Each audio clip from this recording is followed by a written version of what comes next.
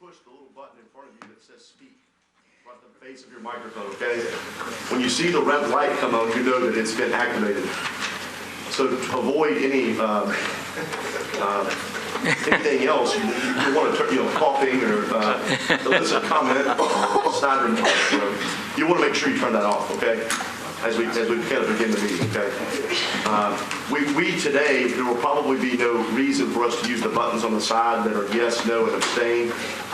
This room is obviously typically used for the Nashville Planning Commission and some other agencies that have to take some very official vote records. So unless today we have 3 or 4 items to vote on and we need approval of, unless it's going to be really, really tight, I don't think we need to use that system. I think probably a voice vote or hand vote will suffice. And any speakers in the audience need to be aware too, if it's your turn to speak or present, if you're up here, you need to make sure the red light's on, or if you're out here, you need to put the light on, whichever way. Thank you, Toby, and I want to welcome everyone to our meeting this morning. We have great attendance of the members of the authority. We have a number of guests in the audience, and we welcome you to our meeting this morning. As we begin the meeting, I want to remind everyone that the appeals process for decisions of this board may be found in the top of today's agenda, as well as on our website, if you should need to do that. The authority has received copies of the minutes. They're in your packet. Are there any questions about the draft of the minutes? Is there a motion for approval? So moved. Is there a second? Second. All in favor say aye. Aye. Opposed? Then the minutes are approved, and we'll go right back to our Executive Director, Toby Compton, for his report.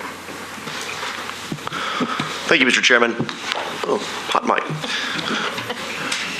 As we do every meeting, I'd like to review with the board the items that are in your packet before you. These have been distributed to you before, but I'd like to go over the hard copies that are before you. In tab 1 are the minutes from the January 21st meeting, which you just approved. Tab 2 is my report to you that outlines each of these items. Tab 3 is the fiscal year 16 Metro Sports Authority budget. Tab 4 is the Bridgestone Arena and Nashville Predators report.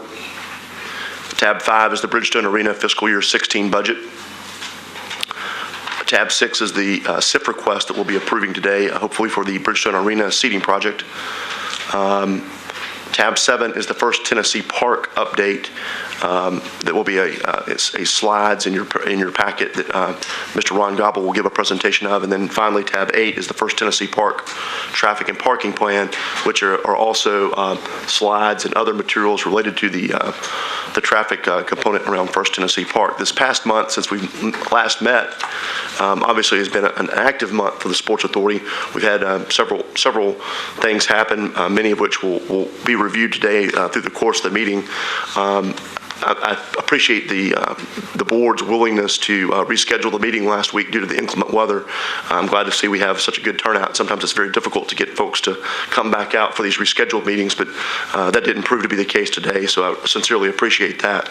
And Mr. Chairman, with that, since we have so many things on the agenda, we'll just tick through them and I'll have my comments kind of along the way. Okay, thank you, Toby, and we'll move right in. Next item on the agenda, which will be the Metro Sports Authority budget, and Toby, will present that. Right. So, for the new members of the board, every year annually, we are to, as an agency of the Metro government, we are to present a budget. It needs to be approved by this board, and then we in turn will submit this budget to the Metro Finance Department. So in this year's challenge from Rich Riebling, who was unable to be here today, he'll be in the March meeting with us. He challenged each department to cut 3%. For us, frankly, we have very little portions of our budget that can really be cut. The discretionary portion of our budget is very small. And so on your screens before you can see that our current budget today in fiscal year 15 is $677,500. That's the discretionary portion of our budget that we can cut. And so just a quick update of where we are today. The bar report, the current bar report for the board is in your packet. You can look at that. We're on track. We're just fine. In fact, I anticipate probably finishing below our budget this year. This portion of our budget will be below this year. So that's a good thing. Rich always likes it when I tell him that. So we had to take this $677,000 number and we had to reduce it by 3%. So Metro Finance asked us to do that. And so what we did to do that, Monica and I sat down, we began kind of modeling out what we would do. And frankly, this is about the same exercise that we've had for the last 2 years. So we used the cuts for fiscal year 14 and the cuts for fiscal year 15 that were proposed to kind of model something out that we thought we could live with. And we started with, no impact to employees. We started with no impact to the services we provide to the community. And I think we're able to achieve this by just trimming around the edge. So board members who have been around for a while have heard this a couple times. We did this last year. We did a 3% proposal, and we ended up, at the end of the day, when the Metro Council got done with their process and approving the mayor's budget, we ended up getting cut a little less than 1%. So not a tremendous impact to us last year. What you see on the screens before you and in your pack, these are the cuts. We had to trim $7,800. We trimmed it in areas where we thought we could live with things. Some of the category items, frankly, were not utilized that much in the last couple of years, so we trimmed those categories.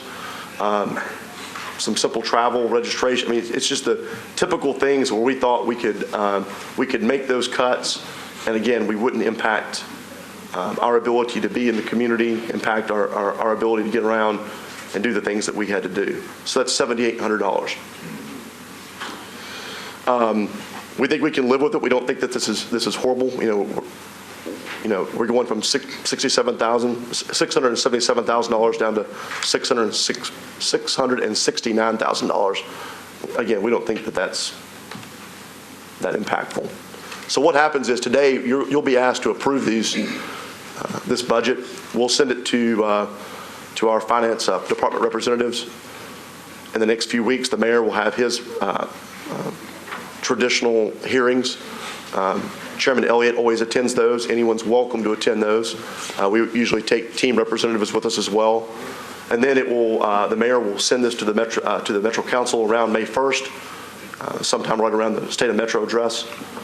The Metro Council will then have their budget hearings, which you're welcome again to come to. We always, again, take the chairman and other people with us to the Metro Council. And then, obviously, the kind of final piece is the Metro Council has to approve a budget on or before June 30th. Okay, you've heard the presentation by Toby. Is there a recommendation or a motion to approve the budget? Motion for approval. Second. Any further discussion? All in favor say aye. Aye. Opposed? Then we will have the budget approved with the cuts that have been recommended. And we do welcome anyone to go with us when we visit the mayor and be a part of his presentation. And we don't have the date exactly and the time. Toby will send it to us later when he receives it. Okay, thank you for that. We're going now to the Bridgestone Arena report. Sean Henry is smiling all over this morning. He's going to give us a report on both the arena and the Ford Ice Center. I want to recognize that, as you will hear, that the team is in first place in the league, which is quite an accomplishment, and also the award that they received last week. And I think we've had this placed in the front of us, Bridgestone Arena of the Year. Now, all of you that have been on this authority know that Sean has been moving up every year, and he's been telling us that we're going to be number one. Sean, we congratulate you on what you've been able to accomplish. Well, and let me add, we want to congratulate your staff. I know you have a lot of people working with you. Yeah, and one of the dumb guys wore a tie today. I told him, when you're number one, you don't wear ties anymore. So, No, congratulations to all of you. It is a big deal.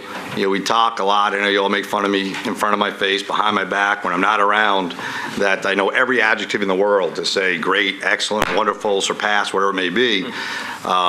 But 4 or 5 years ago, when Tom Seagram became the chairman of our organization, and you remember, we probably did not have the best relationship with this board, which is something we earned through a lot of delinquency on our end. Tom made a commitment then and said, we're going to change this completely. And more importantly, we're going to make this building something that everyone in the country envies. And people probably laughed a little bit. And then he came out with our one goal philosophy. I put that card in front of all of you. Hopefully Toby didn't run around and tear them all up already. But it was, a very simple statement. And it was our goal, and it was to be the best venue in America, built around a Stanley Cup championship team. And again, when we rolled that out in our own building, people laughed and said, really? Nashville, how are we going to be number one? Madison Square Garden's always going to beat us. The Staples Center is always going to beat us. And a few years that they don't, somebody else will. There's no doubt about that. And how are we ever going to win a Stanley Cup? We're just not a big enough market. We can't compete. We draft well, we train well, and then we teach our guys to go to Philadelphia, to Vancouver, wherever it may be. And he said, no, the word no is no longer in our vocabulary. We're going to change our business fundamentally. When I had an opportunity to meet you all 4 years ago, 4.5 years ago, I reinforced it, said this is what we're going to do, and you did laugh. Some of the board members outright laughed and made fun of me on the record.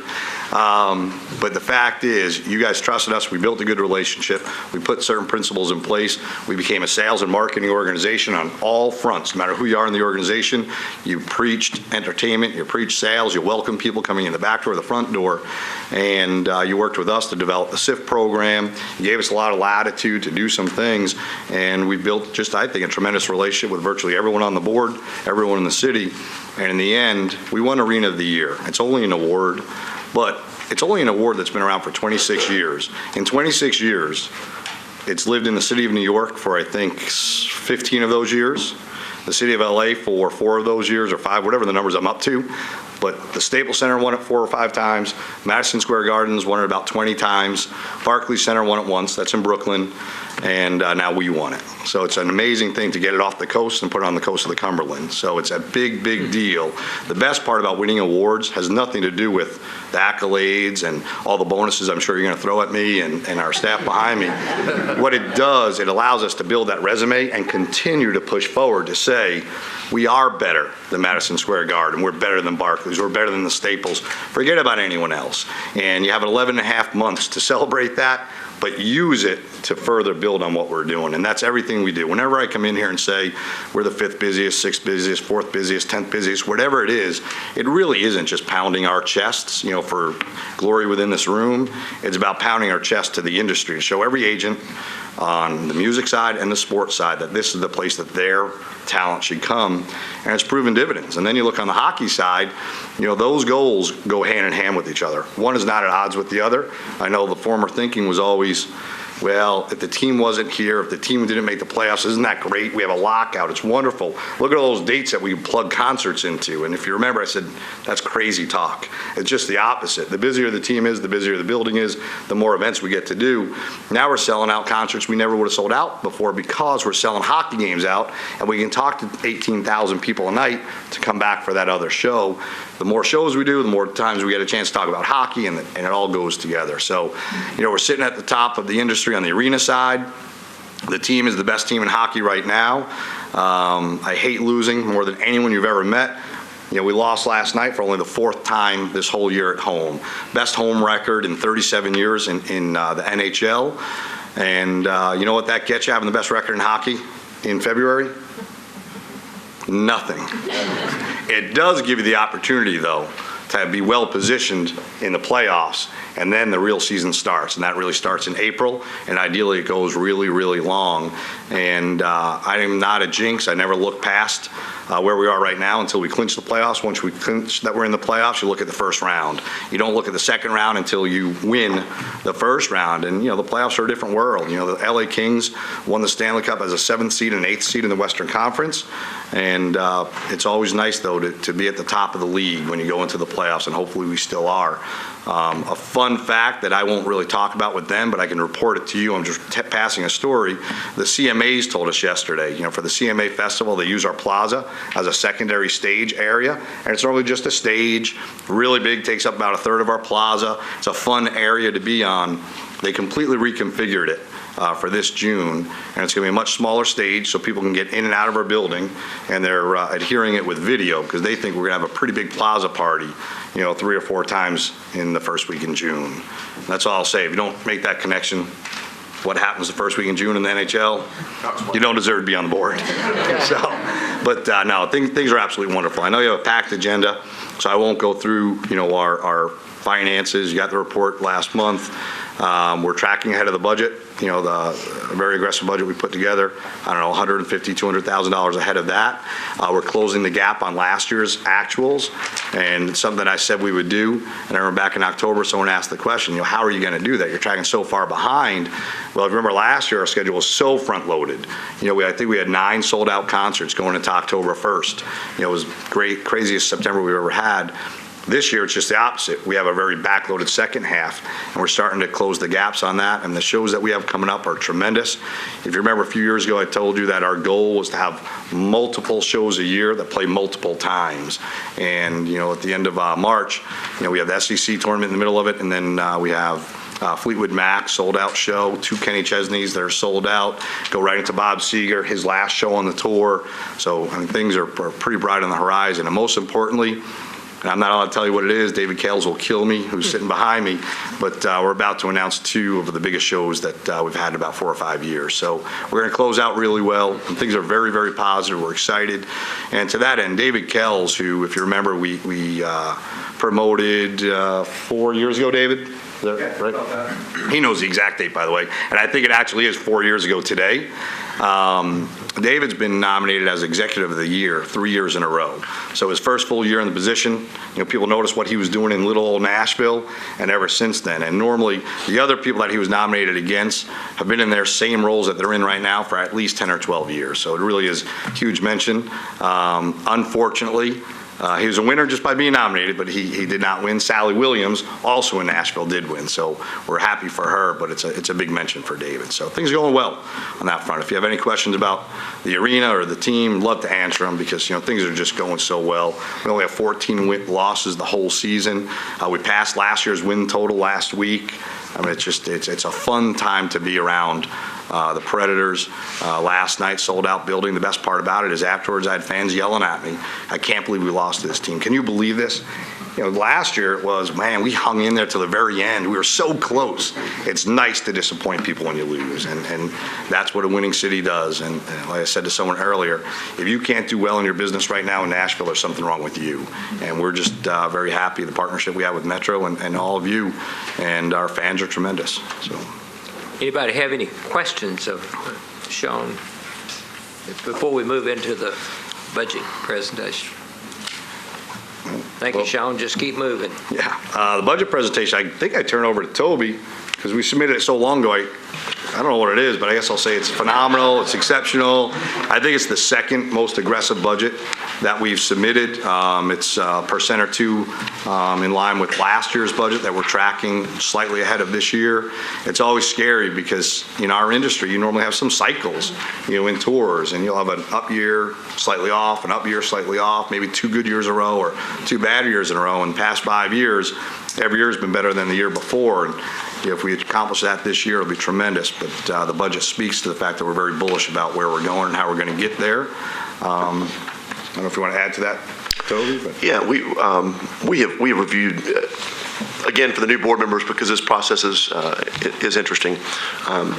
When we do our budgets every year, one of the things we do, and this is in the operating agreement, the Predators will provide us their fiscal year budget. It runs slightly different than ours, and as well as kind of a forecast of what they think on the capital side, what they need to do to the facility.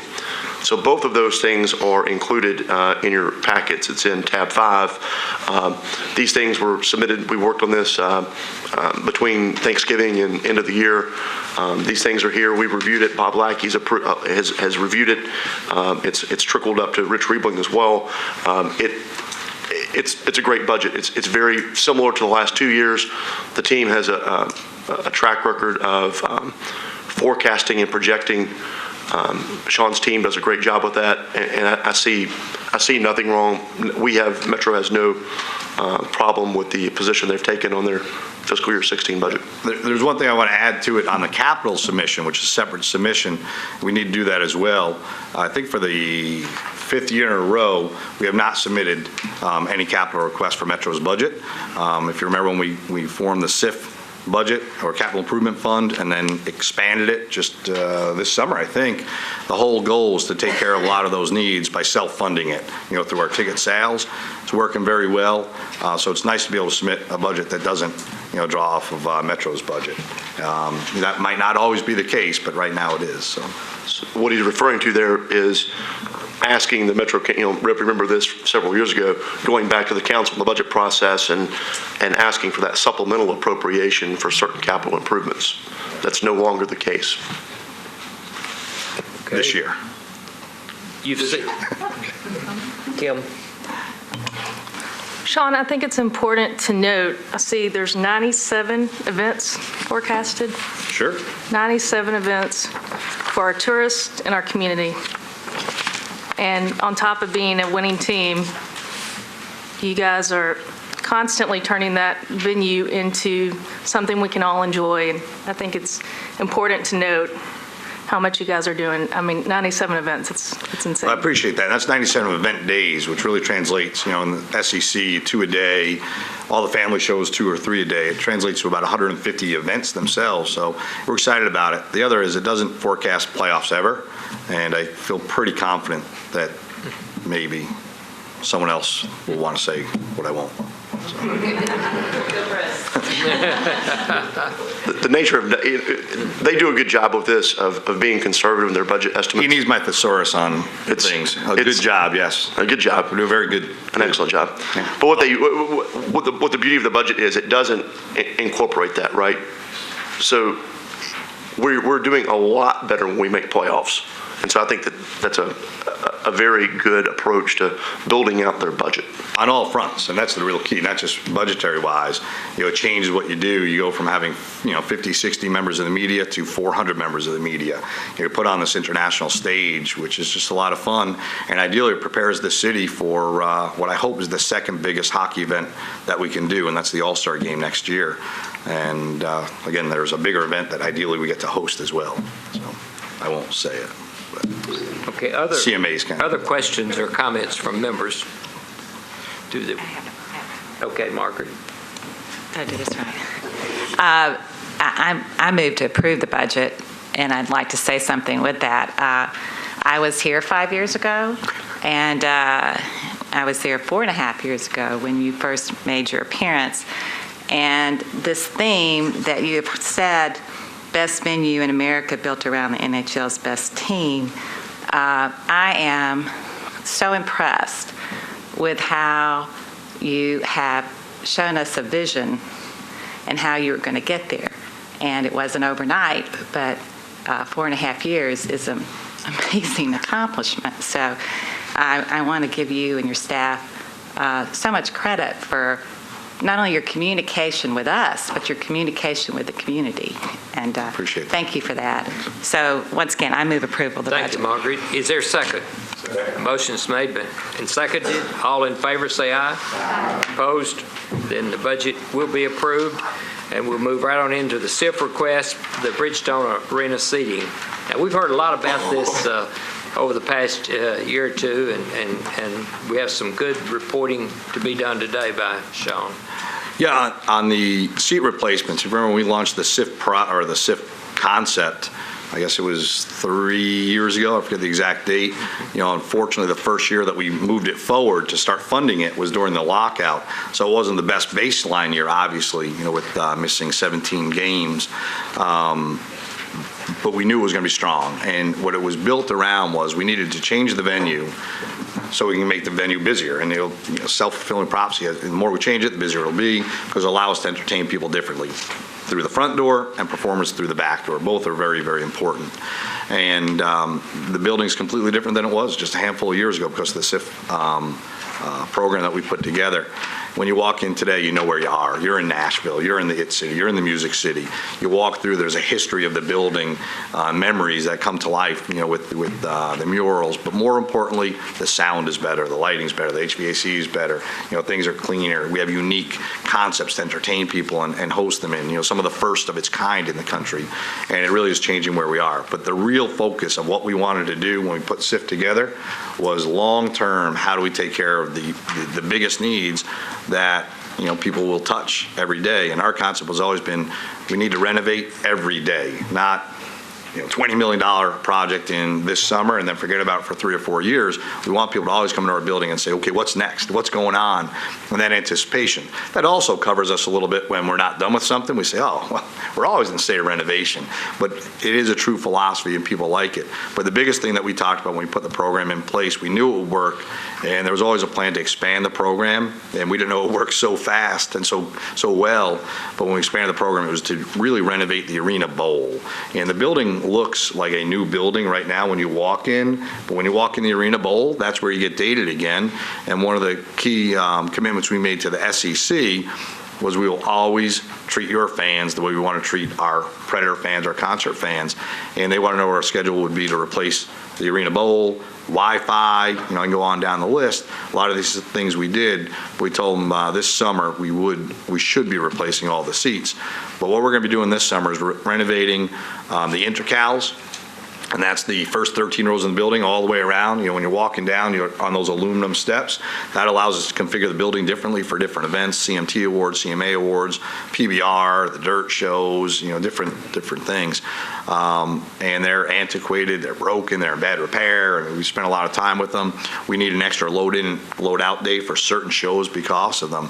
So that completely gets redone and allows us to flip the building faster, brand new look, new seats. The model of the seats in front of you right now.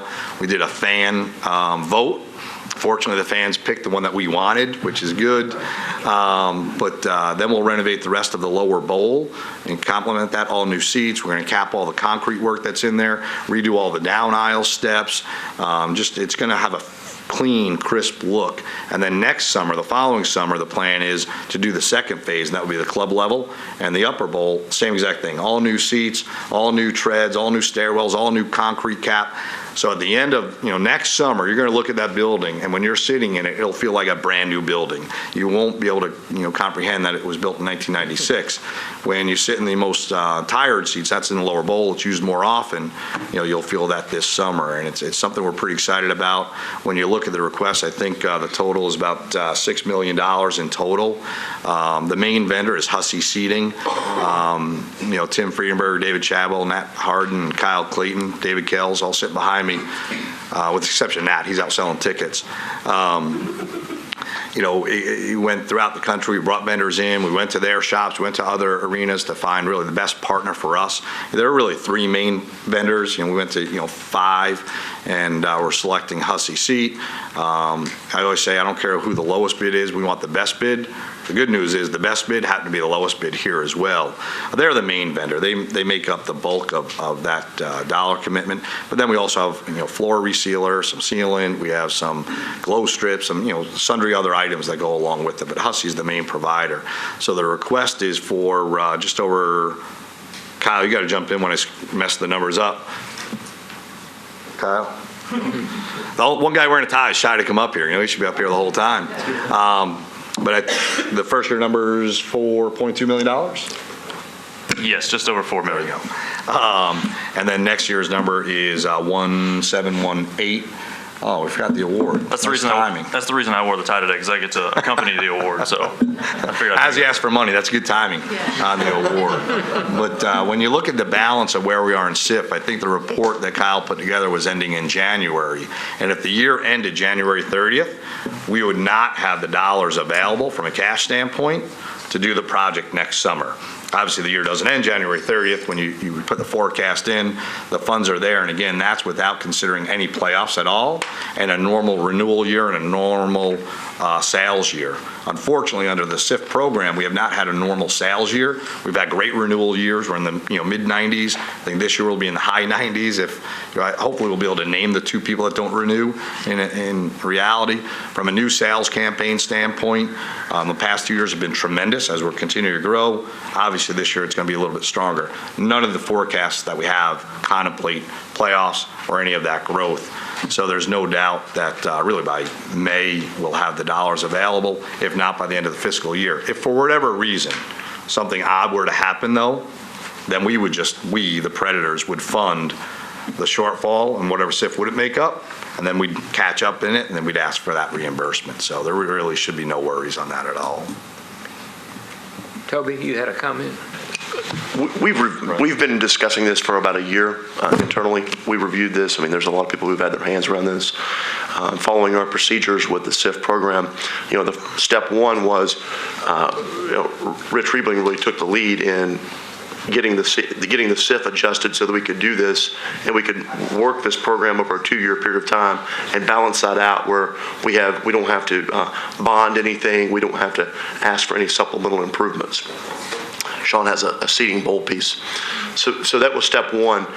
This board approved that around Thanksgiving of last year. With our policies, the second step was for Sean and them to come and kind of present this to the board, which we did the last meeting. We kind of gave an overview, let everyone know that we would be coming. We believe this is a necessary piece. In my conversations with the Sports Council, with the SEC, this is a critical component for how we need to maintain the building. And this particular piece has been in their capital improvement requests and planning documents for years. Yeah, we did our vision planning session 3 years ago, I think, the populace, you remember? This is really the center of everything else we're doing. Everything else has been functional window dressing, but window dressing. This is what needs to get done. So we see no reason to move forward. Margaret, you had a... Yes, can you move that so I can see Kyle?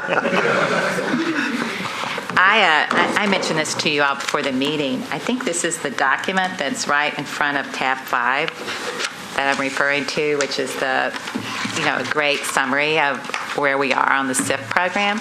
So given that right now we don't have the borrowing capacity for this $5.6 million request that you all have, can you kind of take me through this document about at what point it is that borrowing capacity is available, so I can see it on the document? Yeah, and the document you have in front of you is as of January 31st, as Sean was talking about. And one thing this document doesn't show is actually the cash on hand, and it doesn't really tell the full story of what projects are taking place. So as of January 31st, it's a little depleted at the moment due to we finally have got full completion and reimbursement for the Lexus Lounge. So that was our big project this year. It's fully funded, and so now moving forward, there shouldn't be any more depletions. It's going to build back up over the remaining months of the year. So as Sean was talking about with our performance and our sales and concerts and how backloaded our schedule is, that'll allow SIF to recoup and build back up. And the easiest way to get more funding as of July 1st with this mechanism is the new maximum leverage amount. So that would be 5 times the current year's payments in. So show me where the current year's, what's the number that we're doing 5 times of? Where is that on this? If you look in the middle of the page, a fiscal year 14 summary. Okay. Just at the bottom of that, we paid in 1.5 total for the year, and so the maximum leverage amount was 7.6. Okay. So you're requesting 6.7 of that is sort of 6.7 million? The request that we're going to make for the seating project for phase 1 this year will be $4 million. So it's only the 4 million? Yeah, correct. Okay. Next fiscal year, the following fiscal year will be the balance for the second phase of the project. Okay. So as of January 31st, you'll see towards the top, the borrowing capacity at the moment is $300,000. What this report doesn't show, we actually still have about $300,000 on hand from the loan we've already drawn down to finish the Lexus Lounge. So therefore, we've got $600 on hand right now. Payments forward going through the remainder of the year will raise that cap, allow us to draw down additional funds as of July 1st. So it's highly likely that the money will be there, obviously, given these figures for the $4 million. At the rate we're going and the backload of the schedule and then talking about playoffs and things like that, and it just translates into new season ticket sales for next year that will be put down on deposits this year, we're very confident that we will not. And again, if there's a shortfall to that, the way the program works, we can choose to fund it Right. and then draw down when the funds are available. And obviously, we would do that because this project has to move forward. Well, I agree that we need seats. I mean, with the Final Four last year, the only thing that I heard from people there was that it was about the seating. Yeah. They said the only thing I can really say is, y'all need new seats, Yeah, it's So time. it is time, so there's no question, it's a good request. And the reason I had this manifest blocking Kyle's face wasn't to hide his shameful tie. It was to show a cutout. And through this project, by correcting some geometry, we're going to add roughly 70 seats. The project wasn't about adding seats or depleting seats. It's a byproduct of fixing some of the geometry. We're going to have about 1,000 seats that we're going to be able to actually increase in size as well, which is tremendous. And then the rest of the seats will all be the same size. I won't bore you with seat technology. I know it doesn't sound like a lot. Gravity takes care of most of it. But the way it works, all the seats will actually feel larger as well. But at a minimum, they're all going to maintain their size. But about 1,000 we're going to be able to make actually larger. We're adding about 70 seats. But the best part about it is when you look at our Women's Final Four or SEC manifest, sections 103 and 118 are pulled out. For different access, for people to move around the building a little bit differently. That normally would, drop the number of seats we have in the building. What we've done by reconfiguring it is 118 and 103 wedges will now be out for all events, not just concerts, but also for hockey games, which allow a better movement up and down throughout the facility. And despite that, we're still adding 70 seats, which is tremendous. So we have an opportunity to correct mobility through the building, but also now we have a mechanism to make ADA seats on the glass. So I think we'll be, I shouldn't say we're going to be the only hockey venue that's doing that, but I just don't know of another one. I'm sure there is, but that's tremendous. And it's not something that's required, but it is something if you can accomplish it, you should strive to. So what's exciting is we're going to be able to have ADA seats on the glass, if someone chooses to buy them. We're going to be able to increase mobility throughout the building. We're going to be able to increase how people enjoy it from a performer standpoint. We're adding 70 seats. We're making it more comfortable. And most importantly, it's going to be a clean, crisp look. And we're going to be able to convert the building faster. So it's kind of takes care of all the tenets we always talk about. We want to hit 5 priorities with every job that we do, and that's affect our employees, our fans, our partners, our players, and performers. This one does all of them, and it's spread out over 2 years. If you don't mind, Sean, if you cover it up again. Get that request a lot. His parents, his wife. Yeah, so what you'll see is in the south end zone of the building, the staging is normally at the far end. And it used to be the section 103 bomb. You pulled out for concerts, which gave you access to the floor from a non-elevated area, off our fan relations area. For basketball, we pulled this way to section 118, which this year we left out for hockey to allow our players to walk through here, have CMA performers walk through, public area. By taking this section out now for hockey and all events, now you have ADA access because of the elevator we have for Lexus Lounge right there where people can come on now and get to the floor for concerts, but then also we'll have glass seats that if someone chooses to buy them, the ADA standpoint can have it.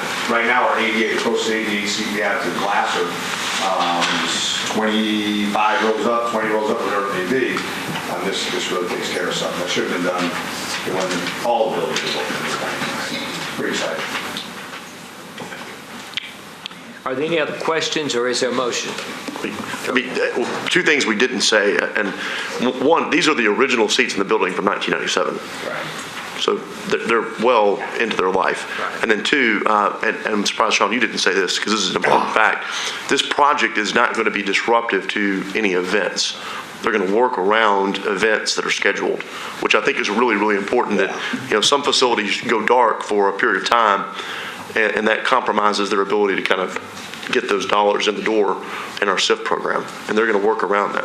And that is a key thing. The one thing we're always proud of, and this really speaks to what David Kells does and Tim Friedenberger, who oversees all of our facilities, work so closely together on all of our projects. We have never turned a show away because of a date, because of all our construction or the seat project. And when I say never, it's never happened. Even when a show wants to play on July 8th and we have this show already playing, because of the relationships they built, we can normally move that show around. Where with this project, we're ramping up for 3 days, then we're down for 2, ramping up for 2 weeks, down for 1, up and down. But the best is there were 2 shows that called right in the middle of the heat of what the construction is going to be, one in demo and then one in installation. And David and Tim sat down together and said, okay, how do we get this done? How do we not turn away these 2 pretty big marquee shows for next fiscal year? And at the end of the first meeting, it was, there's no way in the world we can make it work. Well, about 20 hours later, they made it work. And hopefully we make that schedule even harder for them, with 3 or 4 more shows. So it is exciting. Thanks, Sean. Kathy? Chairman Elliott, I think we have covered this topic in depth, and I thank Sean and your team for a wonderful presentation, and I would move that we approve the SIF request. Second? Second. Okay, motion is made and second. Any further discussion? All in favor say aye. Aye. It's approved. And Sean, we do appreciate your work, and we again congratulate you on you and your staff, and believe that this is another way to keep us in the running in the future for that recognition. Our building will look newer, and we want to keep it looking new. It will. Yeah, now that we won, now the hard work comes. We got to keep winning. Right. So, but again, thank you for the partnership. Any other questions of Sean or Kyle? Thank you very much for your report. Thank you. Leave that there.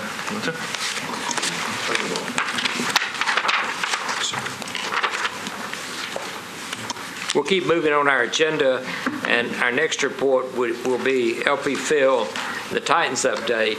And I know some of you have mentioned that there's been a number of changes over there, and that we probably are a little weak on some of the reporting we've been getting, and the format used for reporting and our activities with LP Phil. And so we're going to be working to have more reporting from Walter, Janine, or whoever comes from the Titans, and bring you up to date a little more on what's happening over there. But first I want to say that you all have read the news and you know what happened with and also you got a communication from our executive director about Don McLaughlin. Don had been here since I guess you could say the Titans have been here. He was known by all of us and reported many times at our meeting and was here most of the time. We want to express our appreciation to the relationships that we've had with him over the years, and we'll send a letter of appreciation from the authority to him expressing your positive feelings. Good.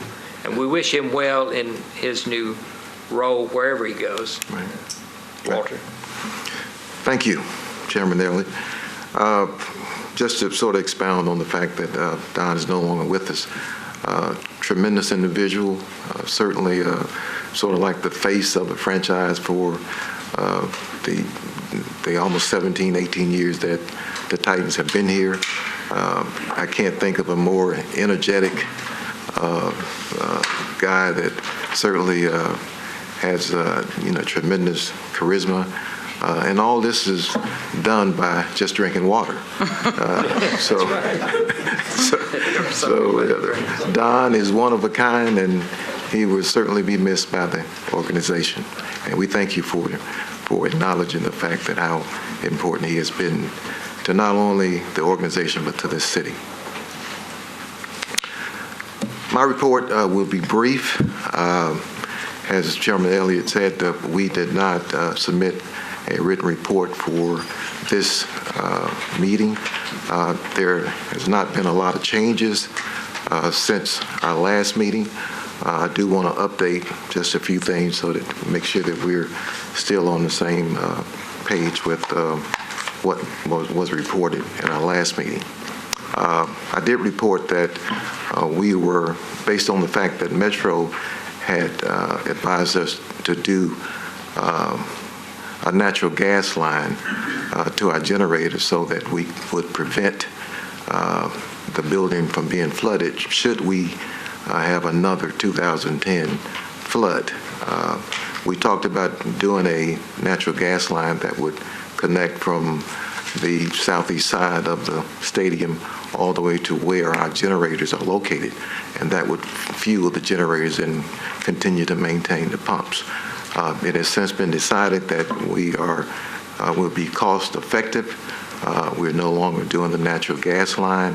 We will be doing the diesel fuel, which is certainly more cost effective than having to construct a natural gas line. So that's one change from our report from last month, which leads me right into the fact that Scott Potter, the Director of Metro Water Services, was kind enough. He and Toby came over to LP Field, I think Tuesday, am I correct? Tuesday, and briefed us on the flood wall, which I think I read something about it several weeks or months ago, but he wanted to make sure that we were aware of the flood wall and what effect, if any, it would have on LP Field, since LP Field is on the east bank.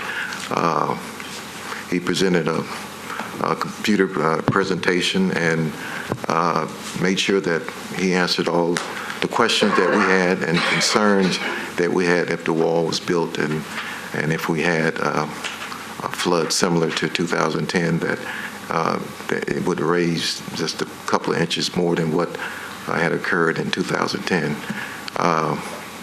We were concerned about the fact that if there was a larger flood than what it was in 2010, how would that affect? Well, it would probably cause us more damage. But we were certainly felt good about the fact that we would be able to pump water out of our stadium within the fact that NES, if they were to turn off their substation like what happened at the flood the last time, that we would be able to pump water out. So that made us feel good, and we feel that flood wall will certainly not cause us any significant damage. I'm certainly, I don't know about you guys, but this ice and snow is really I'm ready to have some warm weather. With that, we have had some damage, not significant damage, not the damage that I thought that we would have from the ice and snow.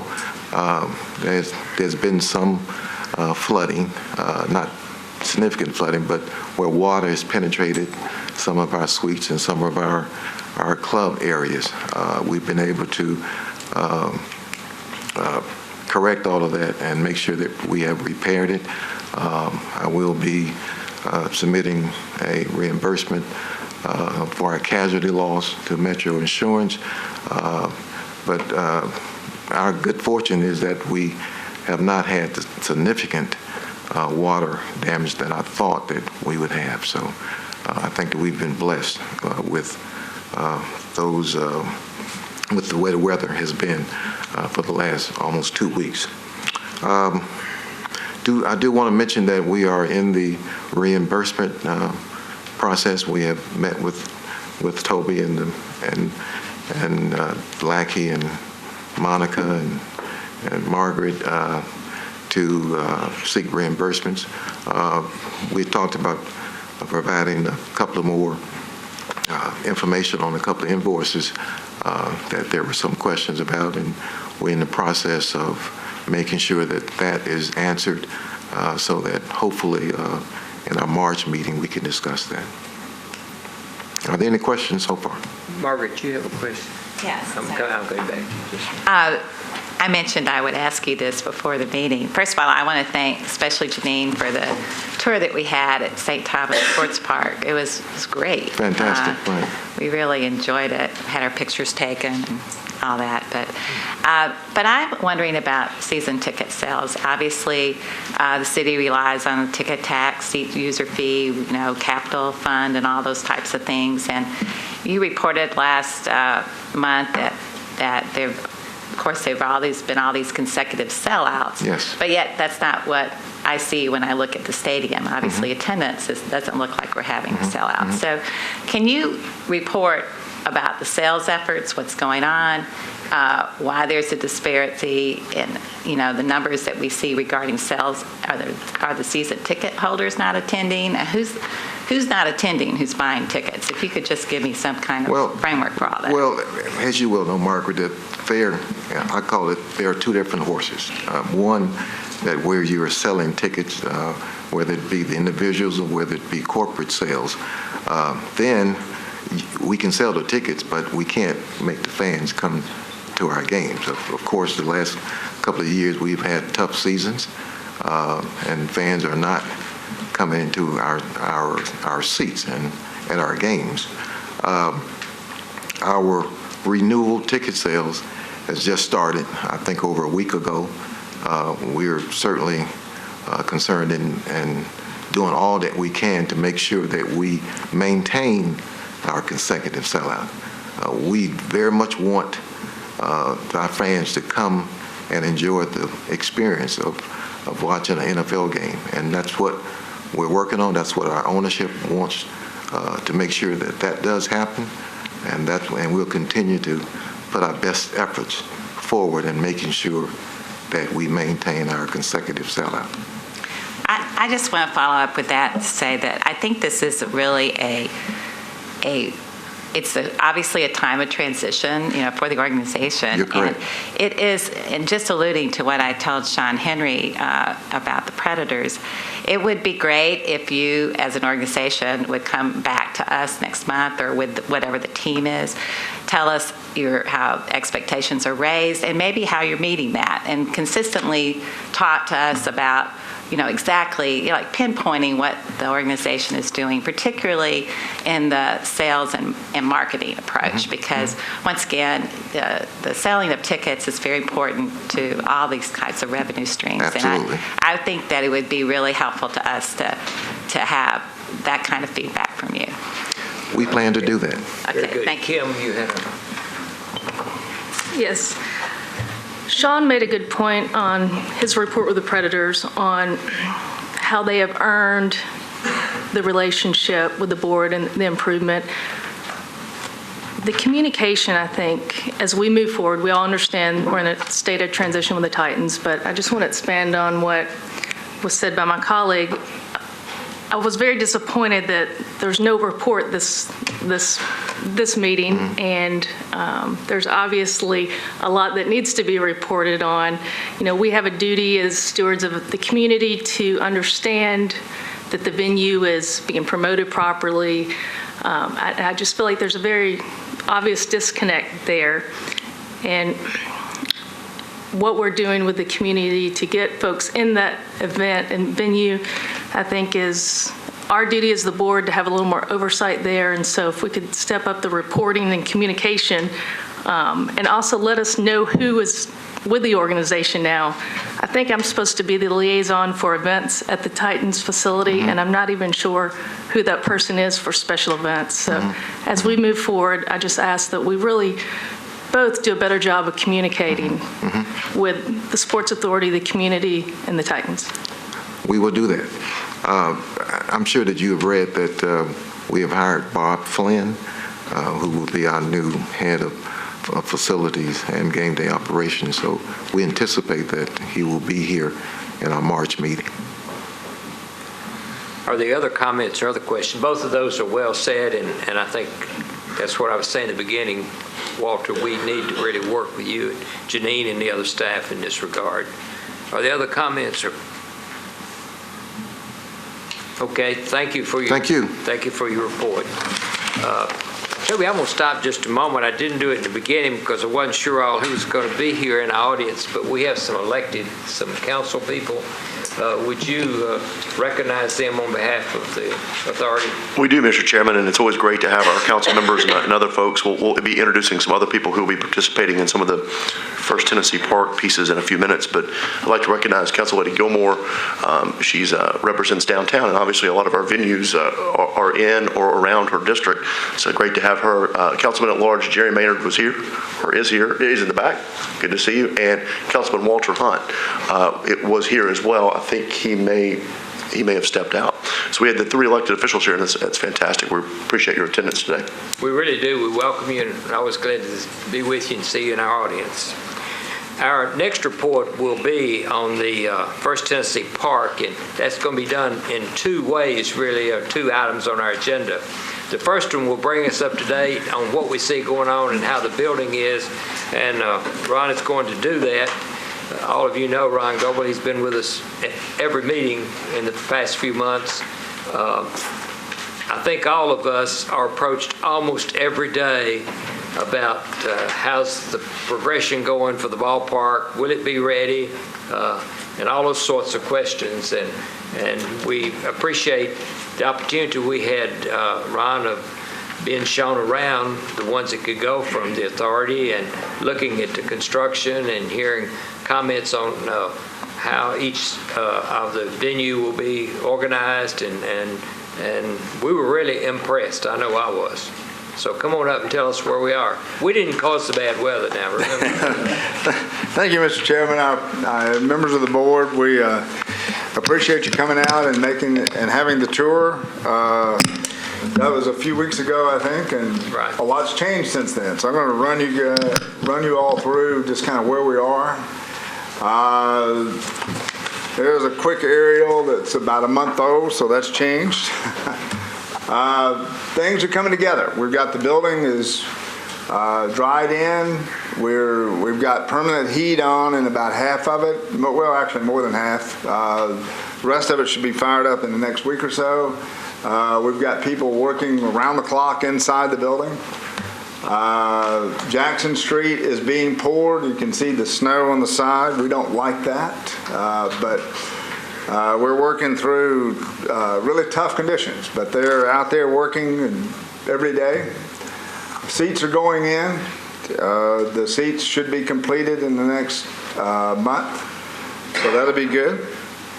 The construction, the announcers areas and all that behind home plate is coming in. All the windows are now in from that.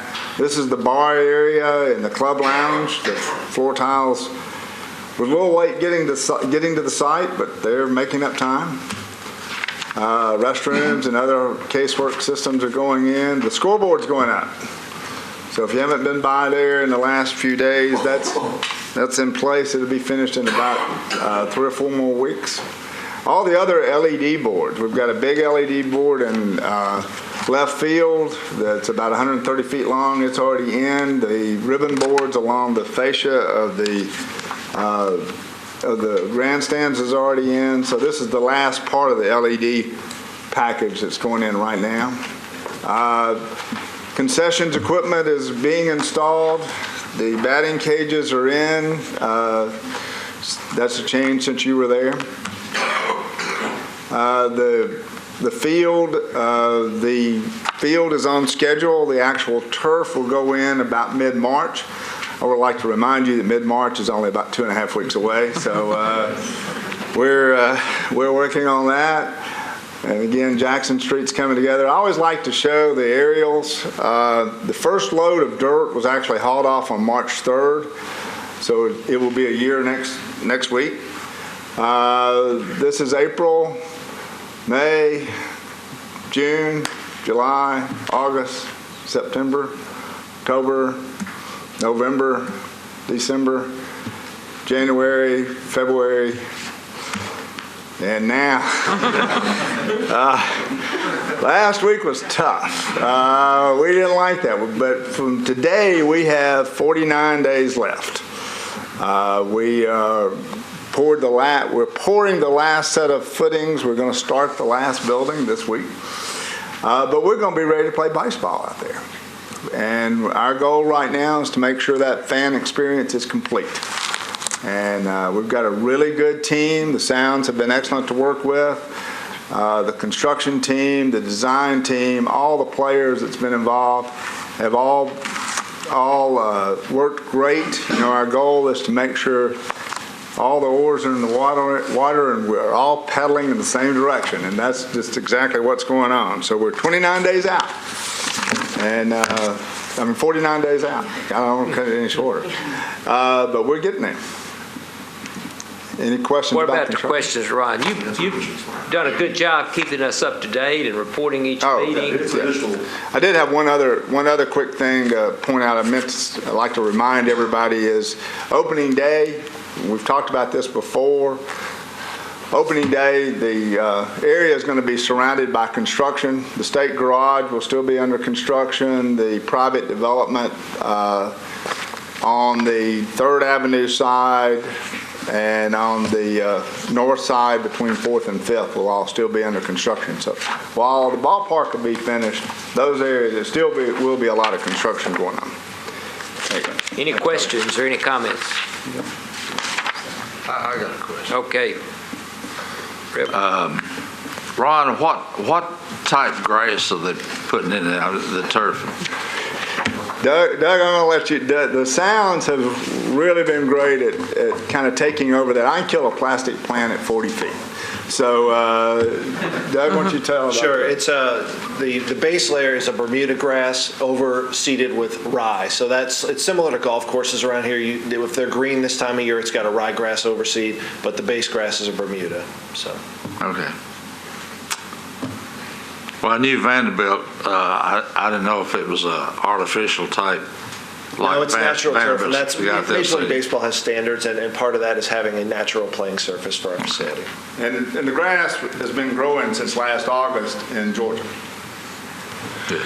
And Doug, what about the drainage system? I know in a lot of major league parks, the drainage system is very important up under everything. Do we have a good drainage system here at this park? It's very good. Ron, you might be able to speak more to that than I can. Well, we do have an excellent subgrade drainage system. It's going to be able to handle 10 inches of water per hour. It's a very complex system. We'll be happy to, that probably was not on your tour when you were there. It's behind the scenes, but we'll be happy to give you more details on it. But I think we've got an excellent system in, and it appears to be working.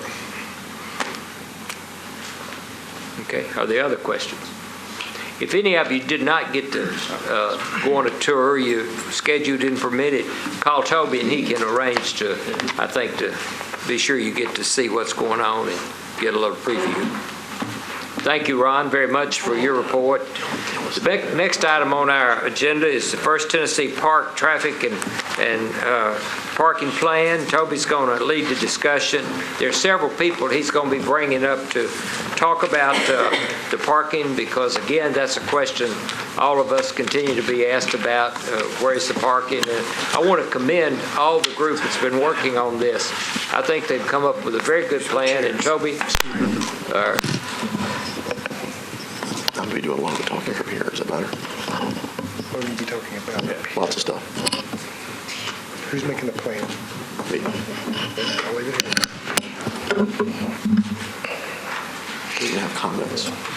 We can pass it over. We can pass it over. Well, if I didn't plug in, it would work. Toby, I'm going to let you introduce the people who are going Yeah, we'll get to that. So, 49 days away. Let me just say, I'm getting really good at hanging drywall, and I can now paint between the lines. And, we got all hands on deck. And do what? I'll call him. You call them. I'll come back. I can scrape paint. So, having said that, having all hands on deck, one of the things that we've known, and we've identified this some while back, and this is not news to the board. Frankly, it shouldn't be news to the public. The 1,000-car parking garage isn't going to be done. Now, that's not ideal. The goal was always to have that garage open at some point just after the beginning of the season, and that just didn't happen. The good news is the state is working on that garage right now. If you go down there today, if you drive down 5th or 3rd Avenues, you see a lot of construction and a lot of things going on. So that's the good news. what we had to do when we realized that the garage wasn't going to be opened in a relative manner to the opening of our ballpark is we had to come up with a traffic plan.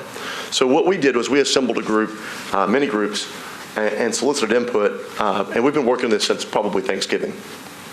And some of those groups have included Metro Public Works, the Metro Police Department.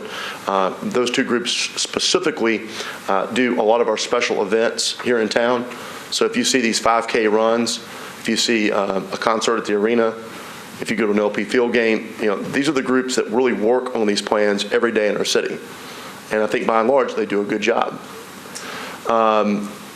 We also had input from the construction team and obviously the sounds. The sounds are a critical partner in this because we've all been there, right? Whether you're going to a restaurant, whether you're going to church, whether you're going to go somewhere else in our community, parking is that first experience that you have with whatever venue or whatever group you're going to.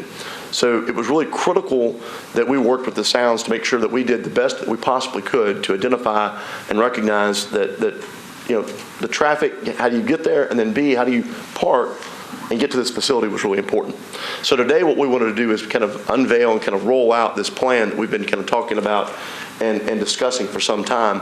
And we kind of, there's a lot of people who've had their hands in this, and we want to thank all of them.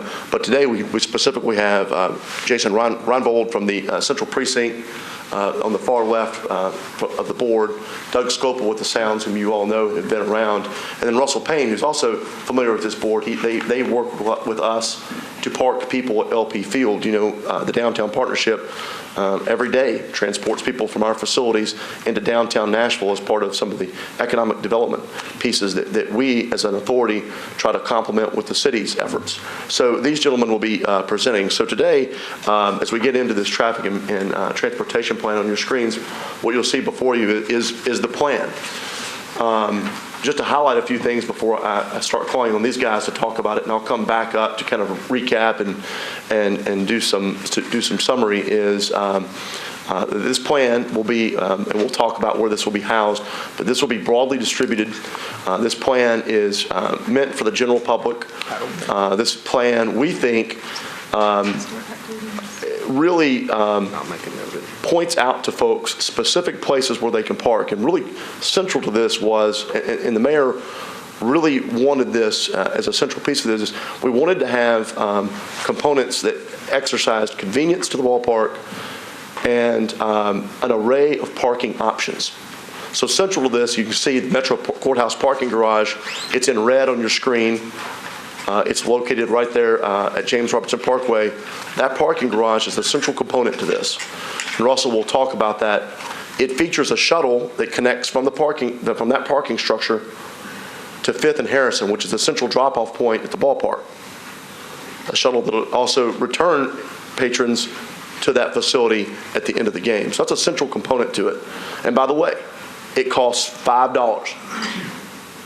And that $5 is really important because that's exactly what someone would pay at the end of last season if they were to go to your stadium. So no surprise there. So we've really kept an affordable parking option. But we also have another affordable parking option is we've identified about 1,900 spaces that will be free. So if folks don't mind a short walk, we have a free parking option. And then we'll let Russell speak to the private parking. We've identified private parking in the area that will be kind of around the ballpark. These are private businesses, private folks who have parking areas, and they may have folks that want to come out and sell parking, and that's fantastic. That only complements our efforts. And what we're pleased to say is when we've identified this, and we've looked at this, and we've known this really since the beginning. In fact, we've offered this statistic up since we came to the board for approvals in December 2013, is all the experts tell us in these matters that folks are willing to walk about a half mile from a venue for this kind of entertainment. So what we did was, excluding anything north of Jefferson Street, we've identified about 6,100 spaces. Okay? To put that into perspective, if you go to Greer Stadium today, they had 1,500. So we have 6,000 parking places available to us, free parking, paid parking, and other options. So we feel really, really good about where we are, and we want to drill down into this plan today and kind of let you know what you can do. And that's, by the way, that's 6,000 parking places, not counting the downtown core. Okay, so there's a lot of really good parking around there. And so what I'm going to do right now is ask Russell, I'm sorry, I thought Tom first. I looked at the first name. Talked about his. I'm pinch Tom is back here. That's good. We'll let Russell speak to their piece of this today. All right. Good morning, everyone. For those of you that don't know me, I'm Russell Payne. I'm the Vice President of Operations for the Nashville Downtown Partnership. And I wanted to talk to you about three things that we've been working on this team, trying to make sure that the patrons in the city has a good, positive experience on opening day. Toby alluded to the shuttle service, and I don't know if you can see it, but it will start at the Metro Public Courthouse. It will be $5. That will include the parking and the shuttle ride. We will offer up to 800 spaces in that facility. Putting that in perspective, for about 2.5 people per car, that will almost accommodate 2,000 people, or about 20% of that stadium on its own if it is utilized. So we expect the lead times to be about 5 minutes each way. So once they step on a shuttle, we should have them right there almost at the front door in about 5 minutes. We will adjust our service levels as the patron levels increase or decrease. But I think it's going to be a fantastic option for everybody there. Easy in, easy out. I think once they get on the shuttle like they do with the Beep events for the Bridgestone Arena, they realize how easy it is to get in and out. So we'll be working with them and are excited to launch that on April 17th. The second piece of the puzzle I wanted to talk to you about was the website that we're developing. We currently have a Park It Downtown website. If you look up anything related to downtown parking, Nashville parking, downtown Nashville parking, you're going to get our website. It is the first thing that was going to pop up. It had over 780,000 views last year, so it is highly utilized. And what we have done is we have put a placard on there for Sounds Parking. Once you get there, it will take you directly to a shot, much like that will show you all the free and all the paid parking options in that area. So we think that's going to be fantastic. The Sounds are going to link that to their page as well, so it'll just push directly to ours. The last piece I wanted to talk to you about was just a different access transportation option is the B-cycle stations. There is going to be one at First Tennessee Park launched that day, and First Tennessee has graciously agreed to sponsor free rides to the game that day. So that'll be another interesting way for people to get to the downtown area. And that's pretty much the majority of it, unless you have any questions. Doug? Thank you, and good morning. As was mentioned earlier, fan experience for us is vitally important to the success of this. This is an area of town that people haven't really gone to for events before, so there's a lot of education and communication on our end that we need to get out about a lot of things, and the parking and traffic is a big part of that. How do we get to the game? How do we get there safely? How do we get there quickly? That kind of thing. And this has been a great group to work with. They all care about the success of this facility for the city, and we are a part of that. What's not shown on the map was something we're going to communicate in the future to our season ticket holders and suite holders is their parking options, and our game day employees, that's not on there, so we will have additional communication to them as well as our general fan base on this particular plan. That'll come in the near future. This is a plan that's going to continue to evolve. We got 49 days till opening day. We're going to have constant communication with our fans, people trying to get to the facility throughout that time frame, all the way up until April 17th when we open up. But the main thing here is we want to make sure that fans understand that this has been thought through. There is an efficient way for people to get to the game and to get that in their hands. Our staffing, from the Sounds perspective, I talked about the fan experience. It starts with the parking attendants. It goes all the way till whoever sells you a hot dog or shows you to your seat. We're going to have much higher staffing levels at First Tennessee Park than we ever had at Greer Stadium, for those of you that have gone to our games. That's important to us. We need to overserve and be there to make it just a wonderful experience all the way through. And we're going to do our part to be out in the streets, but we're not the only ones that are going to be there. We also have great cooperation from the police department, and I'll let Jason kind of speak on what they're going to do in addition to our staffing. Yes, he's exactly right. Our police department is committed to staffing each of the Nashville Sounds home games and to ensure the safety of pedestrians and motorists as they're attending and leaving the events. We've been involved since the beginning of the process as far as the planning aspects go. Lieutenant David Corman is with me. If you'd stand up just to be acknowledged. He's our special events coordinator for our department. And like any large event, such as 4th of July, and I thought maybe he was still standing, like the 4th of July events, CMA or New Year's Eve, he does a tremendous job. His job is to analyze the needs of that traffic plan to ensure the safety of everyone attending as well as others that are not. And he did that in this circumstance. He developed and formulated a plan that we're going to be utilizing.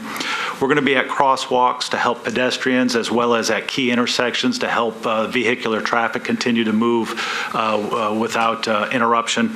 We're not going to divert any traffic. What that means is we're not going to send vehicles down other roads than normal. So all the roads will be open in this plan. We'll be extending traffic signals to ensure the safety of the pedestrians and the motorists so we can assist them in getting where they need to get to. As far as the staffing goes, we're going to have 1 lieutenant, 2 sergeants, and 18 officers that will be operating this traffic plan. None of these, it's important to know that none of these police personnel are coming from precinct levels, so that means that patrol staffing countywide is not impacted. In essence, these are just extra officers that we're employing to manage these home games. The assistance is going to be provided before games as well as after games, but there's a big window of during the games, and what we've seen in the past is don't let the officers just sit around and do nothing during the games. Downtown during Predator games, what we'll do during the games or even Titans games, we take advantage of that opportunity by dispersing those officers, and they're assigned to go to very particular parking lots, both public and private, to ensure the public safety is maintained in those lots as well.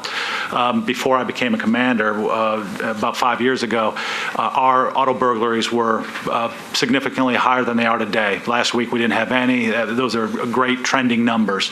So when Lieutenant Corman implemented that aspect to the plan, our auto burglaries and the crime in the downtown area dropped even further. And so I appreciate those efforts. That's like having extra officers downtown. As the season progresses, as you would expect, we're going to assess and revise the plan and update the plan as we go forward. Thank you. So these websites, these are some helpful websites. So, the good thing is they'll show up on Channel 3. And so this is a good way to promote the helpful websites to individuals out there who may be watching. But also, we'll be posting and linking these websites from the Sports Authority webpage, from the Sounds webpage, et cetera, so that people can see it. But the Downtown Partnership, the Park at Downtown, it's a fantastic website. It will be very useful for the Sounds, but if you're ever going to any event downtown, it's a great website to go visit because it tells you where to park and how much it is, how many spaces are available, so it's a fantastic resource for our city. The Music City Circuit obviously is a huge component of this plan. If you live in, if you're a conventionaire in downtown Nashville, staying at a hotel, if you live in an apartment downtown, or if you work at a law firm or wherever downtown, you could take a free bus to 5th and Harrison for games. If you live in the Gulch, or you're enjoying our city down over on that end of town, you can get a free shuttle from the games. Again, we think this is a really helpful thing. We run these all the time, so hopefully individuals are using them. But particularly for our game day operations, loading the stadium from folks from south of the stadium going north, we think a lot of people will use these services. B-cycle, we don't want to forget this. There's other modes of transit, right?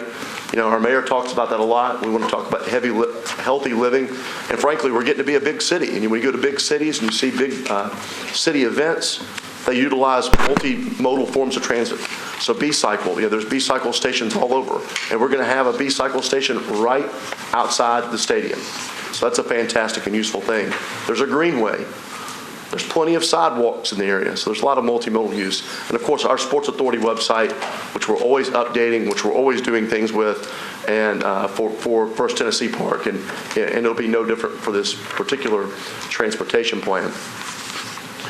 So one of the things that we want to do and invite our board members, anybody in the public out to is a community meeting. We want to present this to the community.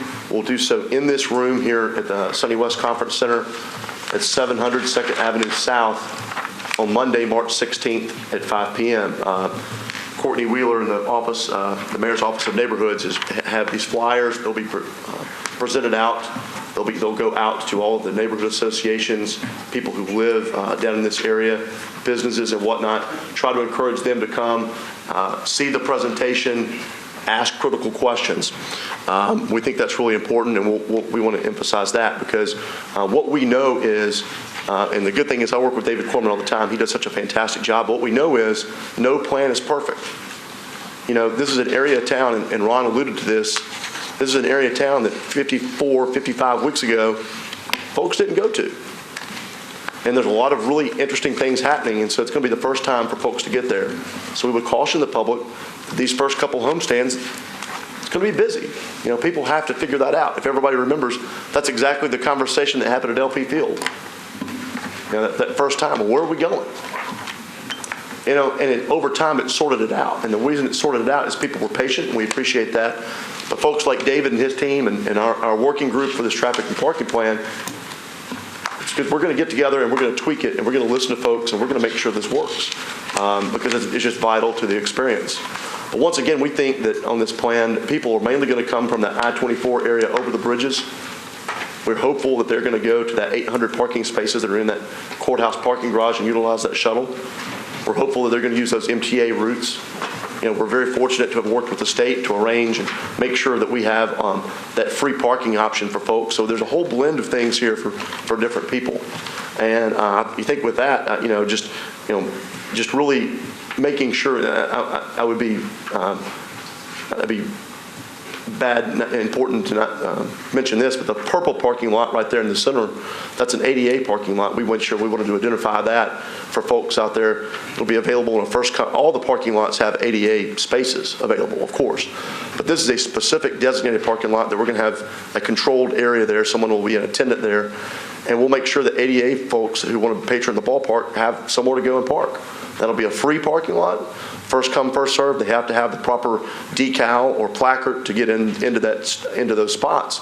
But we wanted to make sure that we had that, and that's just a really important part of the plan as well. So I would have been bad if I hadn't mentioned that. So I thank everybody, and I hope that people will take a look at this and provide input back to us, come and participate in that community meeting. And I'd like to open it up for any questions or comments from the board. Okay, Dudley, you have I have a comment, a couple of questions. First, I think that y'all have done a very good job of putting together a plan to address this parking issue this season.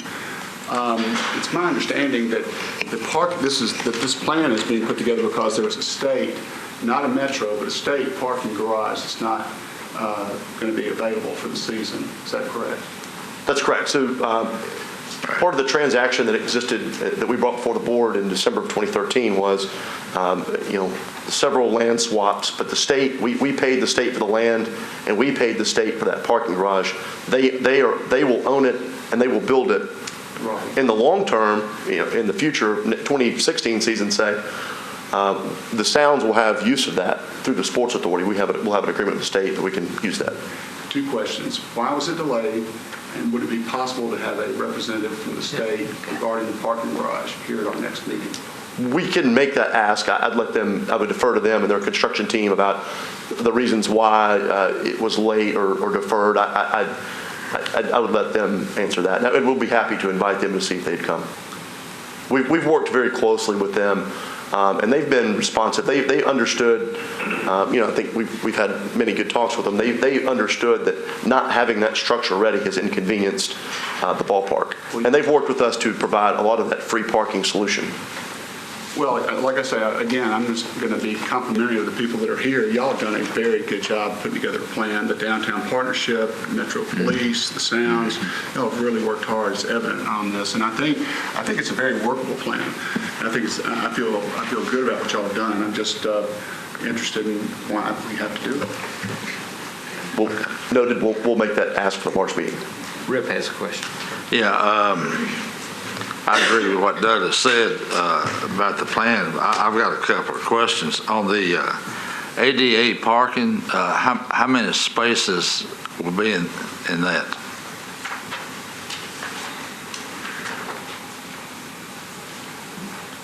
It looks like it's 30 to 40 spots, Rip. That's not a whole lot. You mentioned about Jefferson Street, north of Jefferson Street. Is there any parking north of Jefferson? We are discouraging that. That is a area of our town that is being revitalized and is just frankly booming. The businesses and restaurants and everybody, there's a lot of different things up there. We want to, they're excited about this project. A lot of them will come and participate and they'll benefit from the project. But there's traffic concerns up there. There's parking concerns up there. And we want to do everything that we can to discourage that because we don't want to impact that area. All right, and then the other question I've got is on the streets by the stadium itself, 5th, 6th, 7th. Will they be two-way streets or one-way? Or any of them one-way? I'm sorry, Rip. Well, like 5th Avenue, is it a two-way street? I think By the stadium? You mean take it? I can help a little bit on that. We did do a traffic study that's calling 5th will remain two-way. 3rd Avenue is long-term going to be two-way.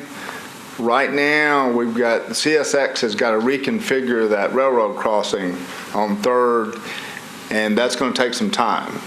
So a section of 3rd will remain one way going north. Is that right? And so that's still being worked out. We're not sure when CSX is going to reconfigure that gate. Once they do that, it'll be two-way.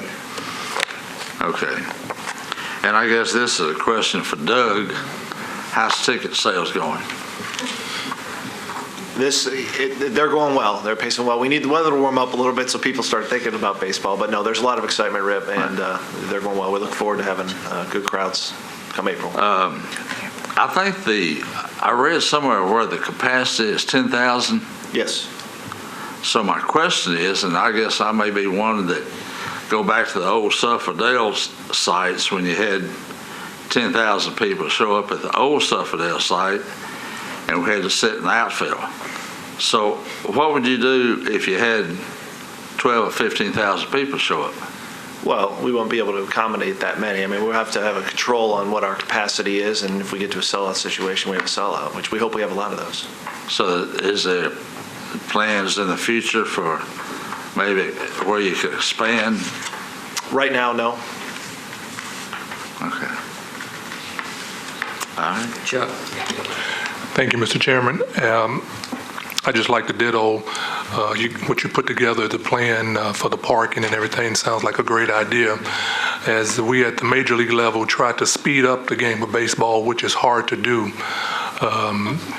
and baseball being a game without a clock, games can run long, you have rain delays and stuff. How will your shuttles, if a family wants to leave in the 5th or 6th inning, are the shuttles continuously running? Yes, sir. They'll be staged up. So we do anticipate people will trickle out. We don't start service and stop service. We start it and continue it until it's done. So they'll be out there waiting for anybody that wants to leave first, second, whenever they want to leave, we'll be there. Thank you, sir. Margaret. I was just wondering about the state lots that are available. Which ones are the state lots that are free parking? Largely, it's the lots. As we look at the map, it's on the left. Those blue lots. The majority of those are state lots. 2